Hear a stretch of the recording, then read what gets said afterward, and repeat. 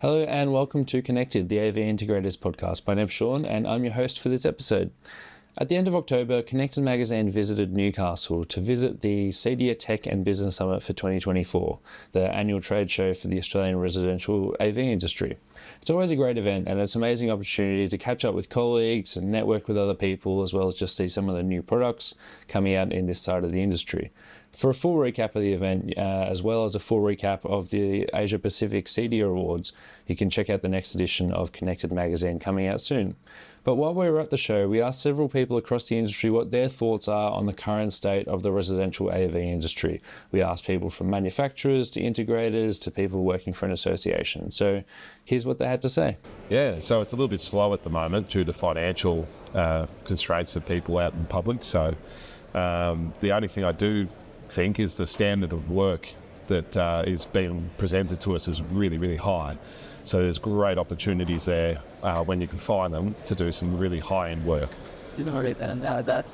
Yeah, that pretty much sums it up. I think it's a little bit uncertain at the moment, but everything that is being done is just absolutely amazing. So yeah, we'll see where things lead in the future, I guess. I think the bread and butter projects have slightly decreased since COVID. I do believe that there's a few reasons for that. Technology is changing. People are able to do things themselves without needing companies like us sometimes now. But it depends as to what level they're trying to achieve in a project. If they can do it themselves, great. But a lot of people are going and buying smart home products, but they don't realise they're not actually really integrating together properly. So they're creating a smart home, sort of, but it's more that they're not really getting an integrated home. So that's one challenge is for us as an industry to be able to offer customers a package or a system that allows them to feel like they're able to do it partly themselves, but also then have it done properly. So that's one thing. And obviously the economy with I think a lot of people are still waiting for the interest rates to drop maybe. So that's obviously a factor where people are either holding back or they're waiting for the economy to change. Yeah, quite confident. There's obviously been some delays and project slowdowns that have worked their way through the pipeline over the last couple of years. We've seen dealers and integrators with lots of projects that have been delayed over that time with production and that sort of thing, whereas they're starting to work their way through now. So we're seeing lots of exciting big projects coming to fruition now, which is great for the creeks in terms of like dedicated home cinema and speakers in general. I actually think there's a lot of opportunities within the market in Australia currently, and it's not necessarily within the traditional technologies and solutions that integrators have been supplying and installing. And I think a lot of that, the future for our market will actually come in things like the disability sector. I think that's the first time that we'll actually get to move from being a luxury item to a necessity. And then unfortunately, it's a booming market. So I think there's a lot of opportunities there for integrators to actually have a positive impact on society and also help to legitimise our industry. I think the other side that we look at is around the education pathways coming through, and we are closer than we've ever been to actually having a Cert 4 in Victoria and a Cert 3 National Apprenticeship Program and traineeship.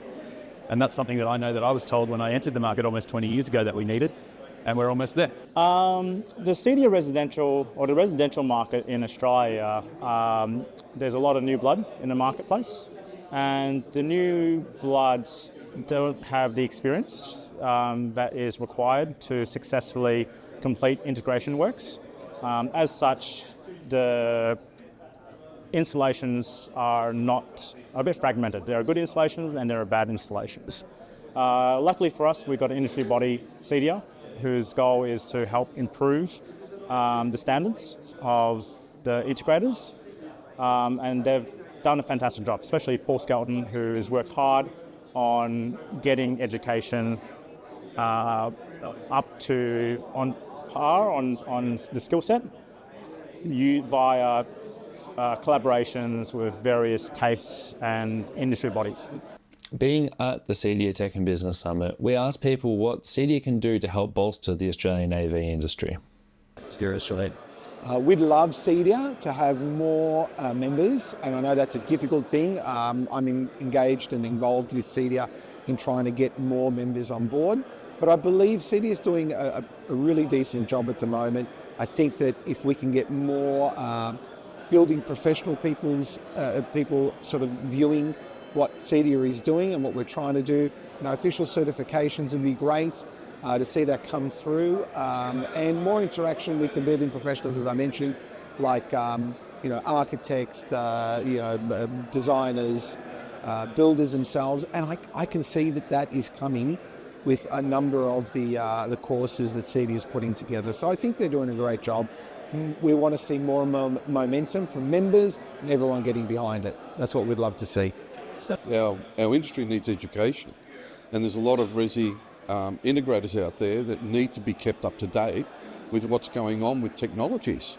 And fortunately, CEDIA brings all the suppliers together to help the industry learn those new technologies. So I think CEDIA needs to continue with their education program, and they need to vary their education program around those technologies as well to help our integrators know what to do. Interesting responses across the board, and it's definitely an interesting time to be a part of the industry as we move another year away from the pandemic and into somewhat of an uncertain future, or maybe promising, depending on who you are.